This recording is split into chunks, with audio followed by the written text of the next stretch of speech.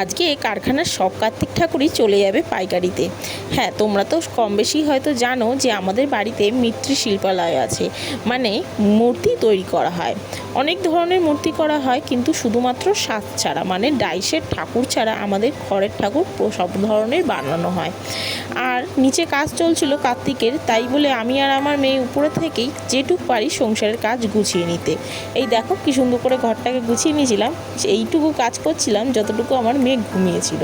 মেয়ে উঠে গেছে, তাই বলে আমি সবজি কাটতে বসে গেছিলাম আমার মেয়েকে পাশে বসিয়ে। আজকে মা বলেছিল একটু পাতলা করে মাছের ঝোল করতে, যেহেতু মাছগুলো জ্যান্ত মাছ ছিল।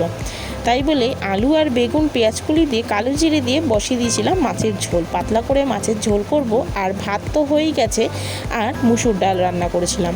আজকে সকালবেলা করেছিলাম সাদা আলুর তরকারি আর লুচি।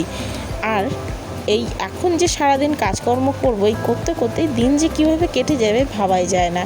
কারণ আজকে তো ঠাকুরগুলো সব নিয়ে যাবে, কমপ্লিট তো সবভাবেই করতে হবে। তার জন্য এই মেয়ের জল বসিয়ে দিলাম স্নান করার জন্য। আর আমার মেয়ে কিন্তু এদিকে খেলতেই আছে।